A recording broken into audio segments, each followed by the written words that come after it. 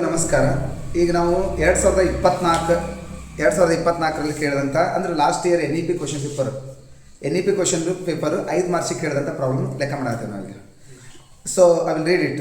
WDV of machinery owned by business during the previous year 2022-23. ಅವಾಗ ಅದು 22-23 ಐತಿ. ಈಗ ಏನೈತಿ ಪ್ರಿವಿಯಸ್ ಇಯರ್ 2023-24. ಈಗ ನಾವು ಏನು ಮಾಡ್ತೇವೆ ಅಂತಂದ್ರೆ ಅವ್ರು ಏನು ಕ್ಯಾಂಡಿಡೇಟ್ ಹೇಳ್ಯಾರ ಅಂತಂದ್ರೆ ಈಗ ಮಾತಾಡಬೇಡಿ.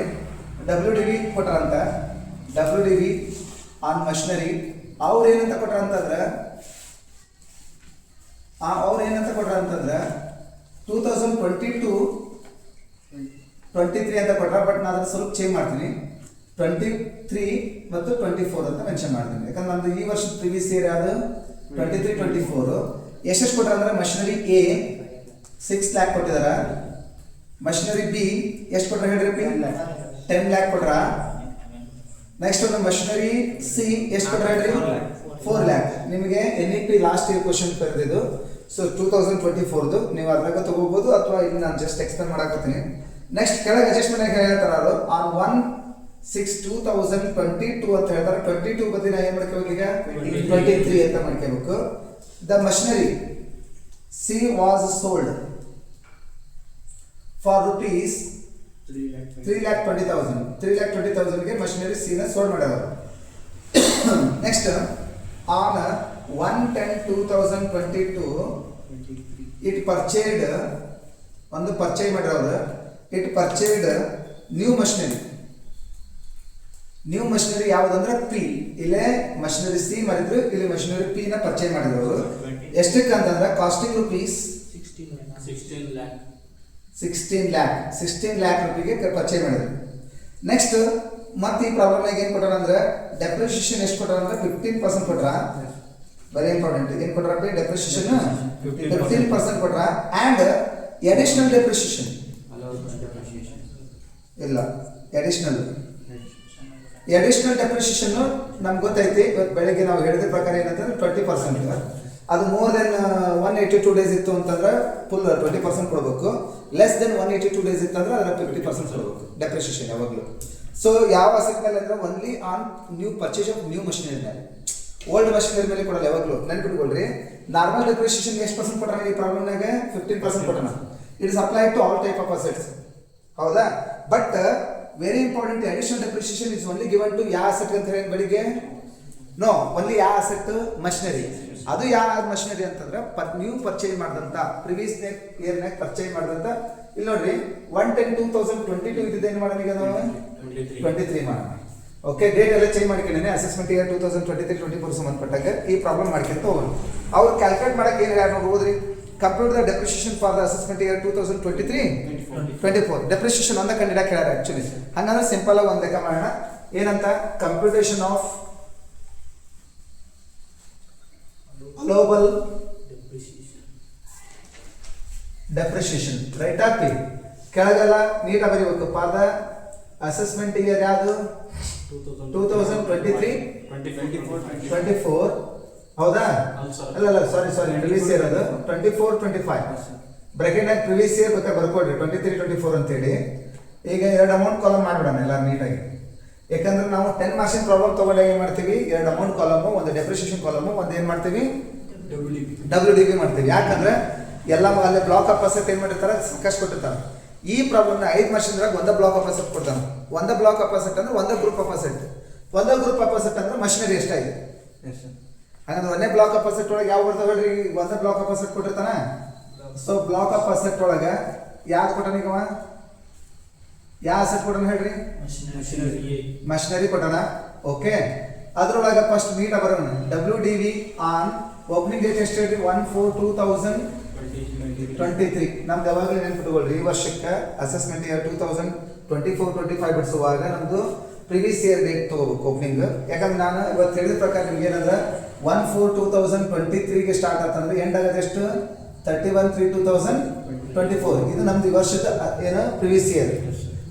ಅಸೆಸ್ಮೆಂಟ್ ಇಯರ್ ಯಾವುದು 2024-25. ಇದು ಕನ್ಫರ್ಮ್ ಆಗ್ತದೆ. ಈಗ 1 by 1 ತಗೊಂಡು ಎಲ್ಲ WDV ಮಷಿನರಿ ಯಾವುದು? A ಎಷ್ಟೈತೆ ಅಮೌಂಟು? 6 lakh. ಔಟರ್ ಕಾಲಮ್ ಬರೀ. ಮಷಿನರಿ B ಎಷ್ಟೈತಪ್ಪ ಅಮೌಂಟು? 10 lakh. ಮಷಿನರಿ ಸಿ ಎಷ್ಟೈತಪ್ಪ ಅಮೌಂಟ್ 4 ಲ್ಯಾಕ್ ಟೋಟಲ್ ಮಾಡಿದ ಮರ ಎಷ್ಟಾಯ್ತು 20 ಲ್ಯಾಕ್ ಆಯ್ತು. Are you sure? ಇದಕ್ಕೆ ಏನ್ ಆಡ್ ಮಾಡ್ಬೇಕು ಅಂದ್ರೆ purchase of new machinery add ಮಾಡ್ಬೇಕು. ಪರ್ಚೇಸ್ ಆಫ್ ನ್ಯೂ ಮಷಿನರಿ ಎಷ್ಟೈತೆ ನೋಡಿ ಹುಡುಗ್ರಿ 16 ಲಕ್ಷ. ಅದ ನ್ಯೂ ಮಷಿನರಿ ಯಾವ್ದು ಹೇಳ್ರಿ ನೋಡೋಣ. ಪರ್ಚೇಸ್ ಆಫ್ ಯಾವ ಮಷಿನರಿ ಅದ? ಪರ್ಚೇಸ್ ಆಫ್ ಮಷಿನರಿ ಯಾವ್ದದ? ಪಿ. ಎಷ್ಟಕ್ಕೆ ಪರ್ಚೇಸ್ ಮಾಡ್ಯಾರ ನೋಡ್ರಿ ಅವ್ರು 16 ಲಕ್ಷ ಪೈಲೆ ಐತೆ ನೋಡ್ರಿ. ಇಲ್ಲ ನೋಡ್ರಿ ಆನ್ 1 ಇದನ್ನ ಡೇಟ್ 1 ಬರೀಬೇಕಾಗತ್ತೆ. ನಾವು ಸೋಲ್ಡ್ ಮಾಡಿದ್ದು ಪರ್ಚೇಸ್ ಮಾಡಿದ್ರಿ ನೋಡ್ರಿ on 1/10/2023 it was purchased new machinery P ಅಂತ ಹೇಳ್ಯಾರ ಅವ್ರು. ಹೌದಾ? ಹಾಗಾದ್ರೆ ಡೇಟ್ ಬರೋಣ ಆನ್ 1/10/2023 ಕ್ಲಿಯರ್ ಆಯ್ತಾ? ಪರ್ಚೇಸ್ ಮಾಡಿದ್ವಿ. ಎಷ್ಟಕ್ಕೆ ಪರ್ಚೇಸ್ ಮಾಡ್ಯಾರಪ್ಪ ಅವರು? 16 ಲಕ್ಷಕ್ಕೆ ಪರ್ಚೇಸ್ ಮಾಡ್ಯಾರ. ಟೋಟಲ್ ಮಾಡಿದ್ರೆ 36 ಲ್ಯಾಕ್ ಆಗುತ್ತೆ. ಇದ್ರೊಳಗೆ ಏನ್ ಲೆಸ್ ಮಾಡ್ಬೇಕಂದ್ರೆ ಸೇಲ್ ಲೆಸ್ ಮಾಡ್ಬೇಕು. ಸೇಲ್ ಆಫ್ ಮಷಿನರಿ ಯಾವ್ದು ಸೇಲ್ ಮಾಡಕ್ ಹೇಳ್ಯಾರ ನೋಡ್ರಿ ಇಲ್ಲಿ ಅವರು. ಮಷಿನರಿ ಯಾವ್ದು? ಸಾರಿ ಸೇಲ್ ಆಫ್ ಮಷಿನರಿ ಯಾವ್ದು? ಸಿ. ಹೌದಾ? ಪಿ. ಎಷ್ಟಕ್ಕೆ ಸೇಲ್ ಮಾಡ್ಯಾರ ನೋಡ್ರಿ ಅವರು ಮಷಿನರಿ? ಎಷ್ಟು? 3,20,000 ಗೆ. ಹಾಗಾದ್ರೆ what will be remind? 31,80,000 is remind. ಹೌದಾ? ಇದಕ್ಕೆ ಏನಂತ ಬರಬೇಕು ಹೇಳ್ರಿ ನೀವು? WDV ಆನ್ ಬಿಫೋರ್ ಬೆಳಗ್ಗೆ ಹೇಳ್ತೀವಿ 32 lakh 80,000. ಹಾ 36,000 ಅಲ್ಲ 36 ಲ್ಯಾಕ್ ಅಲ್ಲ. ಓಕೆ WDV ಬಿಫೋರ್ ಏನಂತ ಕರಿಬೇಕು ಇದಕ್ಕೆ? ಡೆಪ್ರಿಸಿಯೇಷನ್. ಈಗ ನಾವು ಡೆಪ್ರಿಸಿಯೇಷನ್ ಕೊಡಬೇಕು. Depreciation is very important. One think you have to give the depreciation. Normal depreciation to all. ಅದು ನ್ಯೂ ಮಷಿನರಿ ಇರಲಿ ಓಲ್ಡ್ ಮಷಿನರಿ ಇರಲಿ ಎಲ್ಲದಕ್ಕೂ ನಾವೇನು ಕೊಡಬೇಕು? ನ್ಯೂ ಎಲ್ಲ ಡೆಪ್ರಿಸಿಯೇಷನ್ ಕೊಡಬೇಕು. ಬಟ್ ನ್ಯೂ ಮಷಿನರಿ ಪರ್ಚೇಸ್ ಮಾಡಿದಕ್ಕೆ ಎಡಿಷನಲಿ ನಾವೇನು ಕೊಡಬೇಕು ಅಂತಂದ್ರೆ ಎಡಿಷನಲ್ ಡೆಪ್ರಿಸಿಯೇಷನ್ ಕೊಡಬೇಕು. ಅದು if it is an industry ಅಂತ ಹೇಳಿ. ಬಟ್ ಅವ್ರು if it is an industry mention ಮಾಡೋ ಬದಲು ಏನಂತ ಕೊಟ್ಟರು ಅವರು? ಎಡಿಷನಲ್ ಡೆಪ್ರಿಸಿಯೇಷನ್ ಕೊಡ್ರಿ ಅಂತ ಕೊಟ್ಟರು. ಹಾಗಾಗಿ ಎರಡು ಕೊಟ್ಬಿಡೋಣ ನಾವು. Only additional depreciation is only given to ಯಾವ ಅಸೆಟ್ ಅಂತ ಹೇಳಿ ನಾನು ಮಷಿನರಿ ಮಾತ್ರ. ಈಗ ಹೆಂಗಂದ್ರೆ ಕಾಣಾಗುತ್ತೆ. ಕಂಟಿನ್ಯೂ ಮಾಡ್ತೀನಿ. ಇಲ್ಲಿ ಇನ್ನರ್ ಕಾಲಮ್ ಒಂದು ಬಿಟ್ಟಾನೆ. ಇನ್ನರ್ ಕಾಲಮ್ ಎದಕ್ಕೆ ಅಂತಂದ್ರೆ ಇಟ್ ಓನ್ಲಿ ಫಾರ್ ಡೆಪ್ರಿಸಿಯೇಷನ್ ಇದೆ. ಓಕೆ ಒಂದಕ್ಕೆ 2 ಟೈಪ್ ಡೆಪ್ರಿಸಿಯೇಷನ್ ಹೇಳಿದ್ದೆ ಬೆಳಿಗ್ಗೆ ನಾನು. ಯಾವುದು ಒಂದೇದು? Normal depreciation. Normal depreciation is given to ಏನಂತ ಹೇಳಿ ನಾನು ಆಲ್ ಅಸೆಟ್ಸ್. ಈಗ ನೋಡ್ರಿ ಇದ್ರೊಳಗೆ ಒಂದೇ ತಗೊಂತೀನಿ. ಎಷ್ಟು ಪರ್ಸೆಂಟ್ ಅಂದ್ರೆ ನೆನಪಿಟ್ಕೊಳ್ರಿ, depreciation on remaining balance. Remaining balance ಅಂದ್ರೆ ಹೆಂಗೆ ಅಂತ ಹೇಳ್ತೀನಿ. ಹಳೆ ಬ್ಯಾಲೆನ್ಸ್, ಹಳೇದು ರಿಮೈನಿಂಗ್ ಬ್ಯಾಲೆನ್ಸ್ ಎಷ್ಟು ಉಳಿದೈತಿ ಅಂತ ನೋಡೋದು. ಈಗ ಫಾರ್ ಎಕ್ಸಾಂಪಲ್ ABC ಕುಡಿಸ್ದಾಗ ಎಷ್ಟಿತ್ತು? 20 ಲಕ್ಷ. ಅದ್ರೊಳಗೆ ಸಿ ಮಷಿನರಿನ ಮಾರಿದ್ರು. ಎಷ್ಟಕ್ಕೆ ಮಾರಿದ್ರು? 3,20,000. ಇನ್ನು ಎಷ್ಟು ಉಳಿತದ್ರೆ? 16,80,000 ರೂಪಾಯಿ ಉಳಿತು. ಅದ್ರ ಮೇಲೆ 15%. ಇದು ಓಲ್ಡ್ ಬ್ಯಾಲೆನ್ಸ್ ಇದೆ. ಓಲ್ಡ್ ಬ್ಯಾಲೆನ್ಸ್ ಮೇಲೆ how to give full depreciation. ಈಗ ಏನಾಗೈತಿ ಪ್ರಕಾಶ, ಇಲ್ಲೇ ಏನಾಗಿತ್ತು ಅಂತಂದ್ರೆ 3 ಮಷಿನರಿ ಇದ್ದು ಫಸ್ಟ್ ಹಳೆ. 3 ಮಷಿನರಿ ಒಳಗೆ ಒಂದು ಮಷಿನರಿನ ಸೇಲ್ ಮಾಡ್ಯಾರ ಅವ್ರು. ಎಷ್ಟಕ್ಕೆ ಮಾರ್ಯಾರ? 3,20,000. ಹಂಗಂದ್ರೆ ನೀನು ಎಷ್ಟು ಬ್ಯಾಲೆನ್ಸ್ ಉಳಿತಲ್ಲ ಅಷ್ಟು ಬ್ಯಾಲೆನ್ಸ್ ಒಳಗೆ 50% ಕೊಡ್ಬೇಕು. ಎಷ್ಟಾಗೈತೆ ಹಂಗಂದ್ರೆ 2,52,000 ರೂಪಾಯಿ ಆಯ್ತು. ಆಮೇಲೆ ಇನ್ನೊಂದು ನ್ಯೂ ಅಸೆಟ್ ಐತೆ ನೋಡ್ರಿ. ಡೆಪ್ರಿಸಿಯೇಷನ್ ಆನ್ ಮಷಿನರಿ ಯಾವ್ದದು? ಪಿ. ನ್ಯೂ ಮಷಿನರಿ ಯಾವ್ದು? ಪಿ. ನಾನು ನಿಮ್ಗೆ ಬೆಳಗ್ಗೆ ಒಂದು ಮಾತು ಹೇಳಿದೆ. If the asset purchased on 1/10 ಅಂತ ಹೇಳ್ಕೊಡ್ರಿ, 6 ತಿಂಗಳು ಆಕೈತಿ. ಎಕ್ಸಾಕ್ಟ್ಲಿ 6 ತಿಂಗಳು ಆಕೈತಿ. 1/10ಕ್ಕಿಂತ ಮುಂಚೆಲ್ಲ ಪರ್ಚೇಸ್ ಮಾಡಿದ ಮೇಲೆ ಫುಲ್ ಡೆಪ್ರಿಸಿಯೇಷನ್ ಕೊಡ್ರಿ. 1/10 ಇತ್ತಾಗ ಪರ್ಚೇಸ್ ಮಾಡಿದ್ರೆ 1/10 ಅಂದ್ರೆ 11, 12 ಹೆಂಗೆ ಪರ್ಚೇಸ್ ಮಾಡಿದ್ರೆ 50% ಕೊಡ್ರಿ ಕೊಡಂತ ಡೆಪ್ರಿಸಿಯೇಷನ್ ಆಗ ಅಂತ ಹೇಳಿದ್ದೆ ನಾನು. ಈಗ ಒಂದು ಪ್ರಾಬ್ಲಮ್ ಏನು ರೈಸ್ ಆಗ್ತದೆ ನಮಗೆ, ಎಕ್ಸಾಕ್ಟ್ ಡೇಟ್ ಕೊಟ್ಟಿರ್ತಾನೆ ಫುಲ್ 1/10 ಅಂದ್ರೆ 6 ತಿಂಗಳು ಎಕ್ಸಾಕ್ಟ್ ಲೆಕ್ಕ. 6 ತಿಂಗಳಿಗಿಂತ ಹೆಚ್ಚಿಗೆ ಆದಾಗ we have to give full depreciation. ಅರ್ಥ ಆದ? 6 ತಿಂಗಳ ಒಳಗಿದ್ರೆ ಕೊಡಂತ ಡೆಪ್ರಿಸಿಯೇಷನ್ ಒಳಗೆ 50%. ಈಗ ಫಾರ್ ಎಕ್ಸಾಂಪಲ್ ತರಿ, ಈಗ ನಾನು ಈಗ ಪರ್ಚೇಸ್ ಆಫ್ ಮಷಿನರಿ ಫೀ ಎಷ್ಟೈತಪ್ಪ? 16 ಲಕ್ಷ ಐತಿ. 16 ಲಕ್ಷ ಇಂಟು ಡೆಪ್ರಿಸಿಯೇಷನ್ ಎಷ್ಟೈತಿ? ನ್ಯೂ ಮಷಿನರಿ ಇದು ಒಟ್ಟ ನಾರ್ಮಲ್ ಡೆಪ್ರಿಸಿಯೇಷನ್ ಎಷ್ಟೈತಿ? 15% ಐತಿ. ಈಗ ಎಷ್ಟಾಗೈತಿ ಹೊಡಿ ನೋಡೋಣ. ಎಷ್ಟಾಗೈತಿ? ಹೊಡ್ರಿ ಪಟ್ಟಣ ಹೊಡ್ರಿಪ್ಪ. 16 ಲಕ್ಷ ಇಂಟು 15%. 2,40,000 ಆಗ್ತಿಲ್ಲ ತಡಿ. 6 ತಿಂಗಳಿಗಿಂತ ಹೆಚ್ಚಿಗೆ ಆದರೆ 2,40,000 ರೂಪಾಯಿ ಬರಬೇಕು. 6 ತಿಂಗಳಿಗಿಂತ ಕಡಿಮೆ ಆದರೆ ಅದ್ರ 50% ಬರಬೇಕು. 2,40,000 ಅರ್ಧ ಅದ 1,20,000. ಹಾಗಾದ್ರೆ ಈಗ ಎಷ್ಟು ಬರೀ ಡೆಪ್ರಿಷಿಯೇಷನ್? 2,40,000. ಹಾಗಾದ್ರೆ ಇದೊಂದು ಡೆಪ್ರಿಷಿಯೇಷನ್ ಮುಗೀತು. ಅರ್ಥ ಆಯ್ತು ಅನ್ಕೊಂತೇನೆ ಎಲ್ಲರಿಗೂ. ಈಗ ಇದು ಯಾವ ಡೆಪ್ರಿಷಿಯೇಷನ್ ಮುಗೀತು? ಈಗ ಇದು ತಡಿ, ಯಾವ ಡೆಪ್ರಿಷಿಯೇಷನ್ ಮುಗೀತು? ನಾರ್ಮಲ್ ಡೆಪ್ರಿಷಿಯೇಷನ್ ಮುಗೀತು. ತಡಿ ಕೇಳು, ಇಲ್ಲಿ ಯಾವ ಡೆಪ್ರಿಷಿಯೇಷನ್ ಮುಗೀತು? ಈಗ ಇನ್ನೂ ಟೋಟಲ್ ಮಾಡಬೇಡ. ನಾರ್ಮಲ್ ಡೆಪ್ರಿಷಿಯೇಷನ್ ಮುಗೀತು. ಇನ್ನೂ ಒಂದು ಡೆಪ್ರಿಷಿಯೇಷನ್ ಐತಿ. ಯಾವ್ದು? Addition depreciation. ಇಲ್ಲೇ ನೆಕ್ಸ್ಟ್ ಕಂಟಿನ್ಯೂ ಮಾಡ್ತೇನೆ ನಾನು, ನೀವು ಹಂಗೆ ಕಂಟಿನ್ಯೂ ಮಾಡ್ರಿ. ಯಾರು ಅಂತ ಹಾಕಿ ಯಾವುದು ಪಿ? Additional depreciation.